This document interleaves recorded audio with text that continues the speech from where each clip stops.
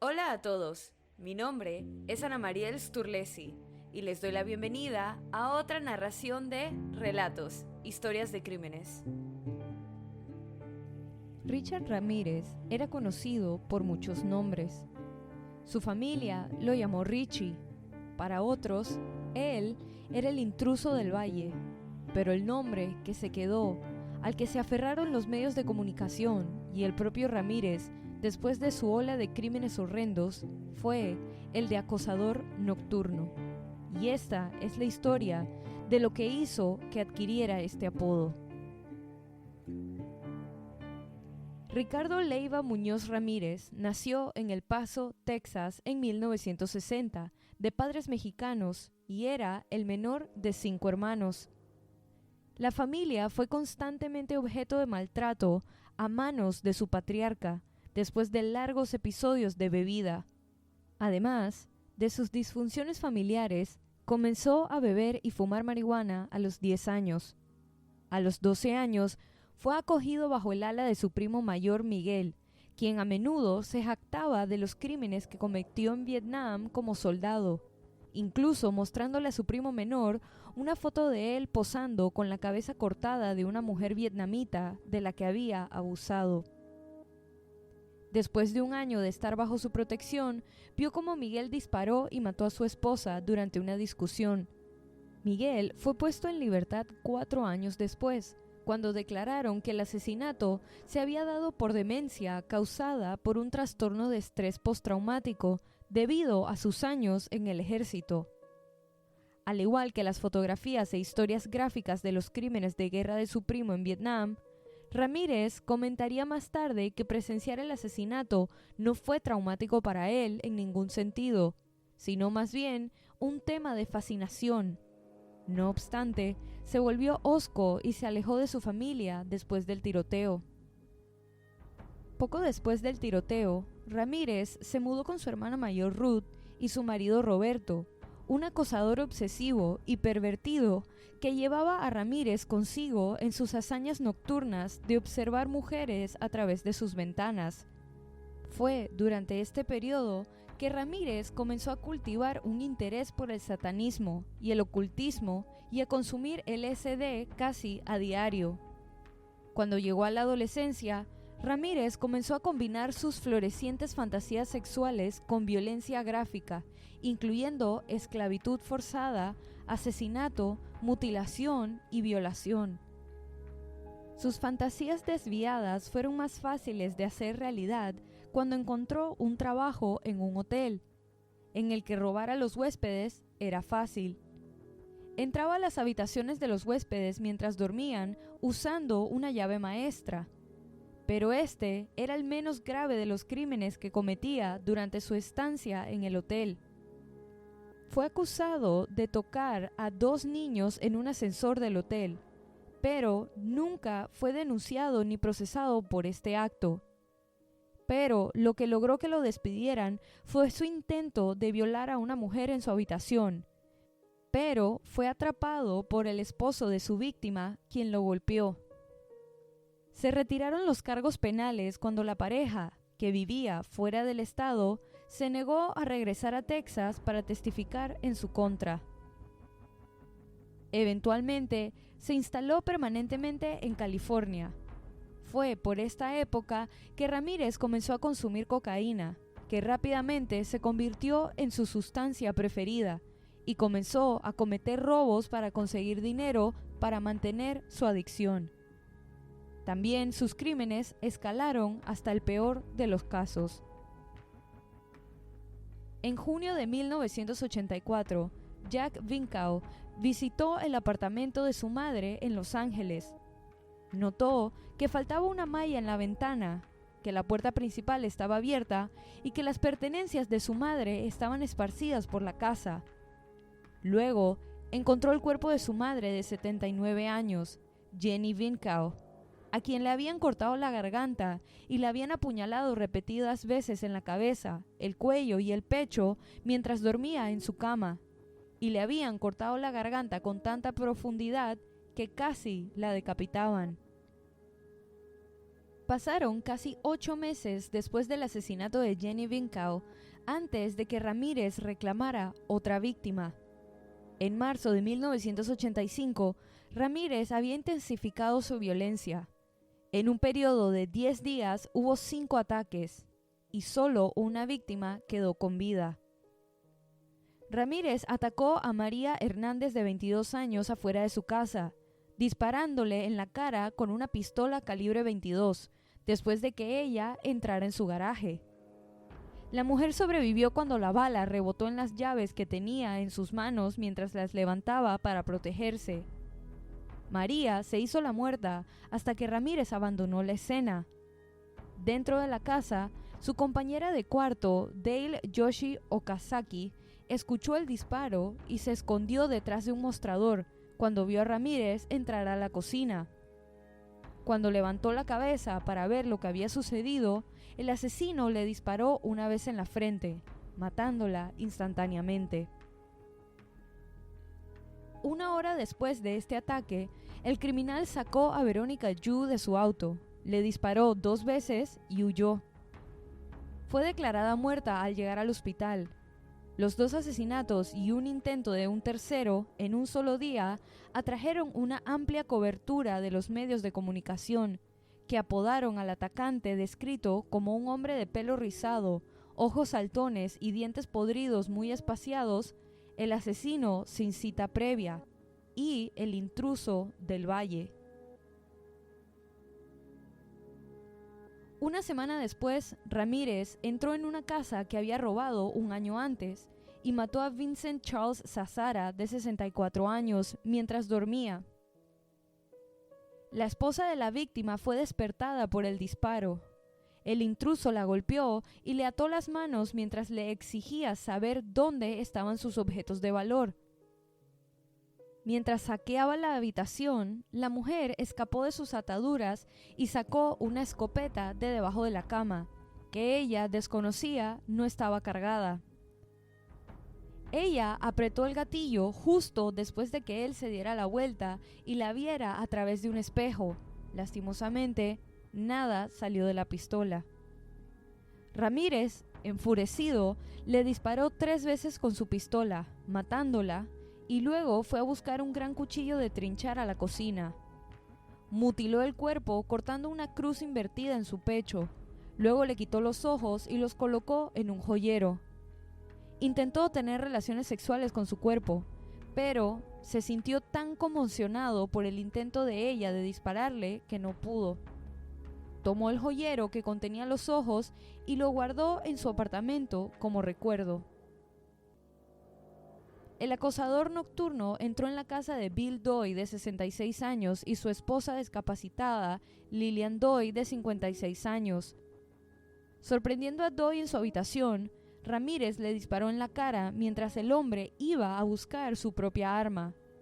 Después de golpear al hombre mortalmente herido hasta dejarlo inconsciente, Ramírez entró en el dormitorio de Lillian, la ató y luego la violó después de haber saqueado la casa en busca de objetos de valor. 2 semanas después, se detuvo en la casa de Mabel Bell, de 83 años, y su hermana discapacitada, Florence Lang, de 81 años. Al encontrar un martillo en la cocina, aporreó y ató a Lang en su dormitorio. Luego ató y aporreó a Bell antes de usar un cable eléctrico para electrocutar a la mujer. Después de violar a Lang, usó el lápiz labial de Bell para dibujar el símbolo del pentagrama satánico en su muslo y en las paredes de ambas habitaciones. Las mujeres fueron encontradas 2 días después, vivas, pero en coma y gravemente heridas. Finalmente, fallecieron a causa de sus heridas. Al día siguiente, se coló en la casa que Carol Kyle compartía con su hijo de 11 años y los ató. Soltó a la mujer para que le indicara dónde estaban los objetos de valor de la familia. Luego la violó repetidamente mientras le decía que no lo mirara porque le arrancaría los ojos. Huyó de la escena después de sacar al niño del armario y volver a unirlos a los 2 con las esposas. Un par de noches después, eligió una casa al azar, que resultó ser la de Mary Louise Cannon, de 75 años. Después de entrar silenciosamente a la casa, la encontró dormida en su dormitorio. La golpeó hasta dejarla inconsciente con una lámpara y luego la mató a puñaladas con un cuchillo de carnicero de 10 pulgadas que había sacado de la propia cocina de la mujer, apuñalándola repetidamente a pesar de que ya estaba muerta. 3 noches después, el acosador nocturno golpeó a Whitney Bennett, de 16 años, con una llanta de hierro mientras dormía en su habitación. Después de buscar en vano un cuchillo en la cocina, Ramírez intentó estrangular a la chica con un cable telefónico. Del cordón emanaban chispas eléctricas que lo asustaron, haciéndole creer que el mismo Jesucristo había intervenido en el intento de asesinato, por lo que salió corriendo de la casa, dejándola con vida, pero necesitando 478 puntos para cerrar las laceraciones en su cuero cabelludo. Sus crímenes continuaron cuando robó la casa de Joyce Lucille Nelson, de 60 años. La encontró dormida en el sofá de su sala y la pisoteó en la cara hasta la muerte. Su noche no terminó ahí. Encontró la casa de otra víctima femenina de 60 años, donde intentó violarla y robarle sus joyas. Cuando ella le juró que se había llevado todo lo de valor, él le dijo que jurara por Satanás. Durante otra salida, armado con un machete, irrumpió en el dormitorio de una pareja que dormía y los cortó con los machetes. Luego los mató con tiros en la cabeza y mutiló sus cuerpos antes de robarles. Esa misma noche, irrumpió en la casa de una familia de 3 personas. Le disparó al padre y lo mató instantáneamente. Luego violó y golpeó repetidamente a la esposa, mientras su hijo estaba atado. Y luego volvió a robar los objetos de valor. Más tarde, el criminal irrumpió en la casa de Chris y Virginia Peterson. Le disparó al hombre en la cara y en el cuello e intentó huir del lugar. Pero Chris se defendió. Lastimosamente Ramírez logró escapar, pero la pareja logró sobrevivir. Al darse cuenta de que sus crímenes estaban bien documentados en los medios, pero que estos no sabían quién era el responsable, decidió continuar sus ataques en otra ciudad, en donde irrumpió en la casa de Peter y Barbara Pan. Le disparó a Peter en la cabeza, luego golpeó y violó a Barbara antes de dispararle fatalmente. En un movimiento sádico, usó lápiz labial para dibujar un pentagrama y escribir Jack el cuchillo en la pared de uno de los dormitorios, como había hecho anteriormente. Afortunadamente para una familia, lograron no sufrir un destino terrible cuando su hijo de 13 años notó a Ramírez acechando afuera de su casa. La familia Romero acababa de regresar de un viaje a la playa, cuando James Romero Jr. y su esposa dormían, pero su hijo James III todavía estaba despierto hasta altas horas de la noche. El adolescente había salido de su casa a buscar una almohada dentro del auto de la familia. Mientras estaba afuera, escuchó un crujido y fue a revisar, pero no pudo encontrar nada, así que asumió que era un animal y regresó a su habitación. Una vez más, escuchó pasos. Miró por la ventana de su habitación y vio a Ramírez acechando afuera. Fue a despertar a sus padres y Ramírez huyó del lugar. James salió corriendo y anotó el color, la marca y el estilo del auto, así como un número de placa parcial. Romero contactó a la policía con esta información, creyendo que James había ahuyentado a un ladrón, no a un asesino. Una de sus víctimas dio una descripción detallada de su agresor a los investigadores, y la policía obtuvo un molde de la huella de Ramírez de la casa de Romero que coincidía con la encontrada anteriormente en la cara de su víctima que había pisoteado hasta matarla. La huella fue identificada positivamente como perteneciente a Ramírez, quien fue descrito por la policía como un vagabundo de Texas de 25 años con un largo historial que incluía muchos arrestos por infracciones de tráfico y drogas ilegales. La identificación de la huella de Ramírez fue descrita como un casi milagro, ya que el sistema utilizado para identificarlo había sido instalado recientemente, así como el hecho de que el sistema contenía las huellas dactilares de delincuentes nacidos después del 1 de enero de 1960, solo un mes antes de que Ramírez naciera. Los funcionarios encargados de hacer cumplir la ley decidieron revelar a los medios una fotografía policial de Ramírez de un arresto por robo de automóvil, por lo que ahora todos sabían quién era el acosador nocturno. Ramírez se dirigía a visitar a su hermano en un estado vecino, sin saber que se había convertido en la noticia principal de prácticamente todos los periódicos y programas de noticias de televisión importantes de California. Después de no poder encontrarse con su hermano por no estar en casa, regresó a Los Ángeles temprano a la mañana siguiente. Esa misma mañana, Ramírez entró en una licorería en el centro de Los Ángeles y vio su rostro en la portada de un periódico, lo que lo hizo echarse a correr. Tan pronto como Ramírez empezó a correr, la gente lo reconoció por los periódicos. Intentó, sin éxito, robar 2 autos, uno de los cuales le pertenecía a una mujer, cuyo esposo había escuchado a Ramírez gritarle a su esposa en español que le diera las llaves de su auto. El esposo salió corriendo de su casa y golpeó a Ramírez en la cabeza con un poste de metal. Al escuchar el alboroto, los vecinos salieron y rodearon al delincuente. Según la policía local, que respondió primero a los informes de una pelea en el área, la multitud señalaba diciendo que el hombre que estaban deteniendo era el acosador nocturno, por lo que rápidamente llegaron los medios de comunicación y periódicos a la escena.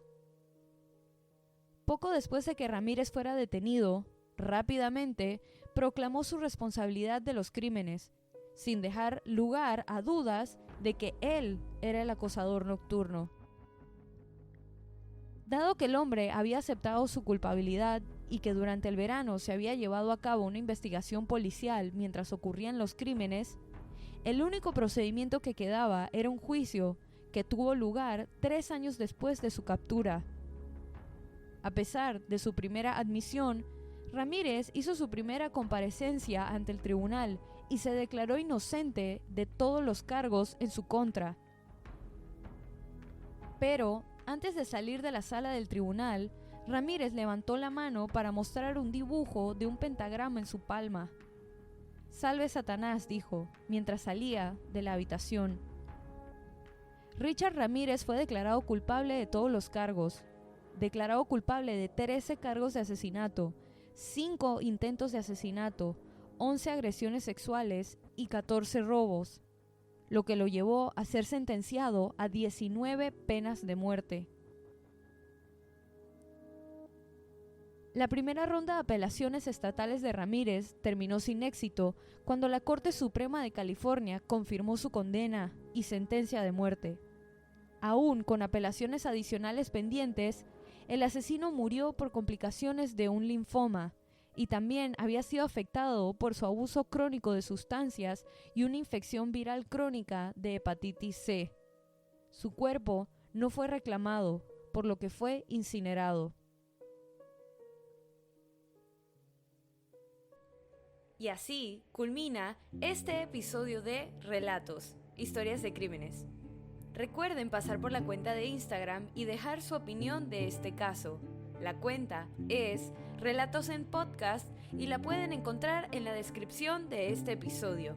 Si te gustó este relato, suscríbete o síguenos en la plataforma de tu preferencia que utilices para escuchar los episodios.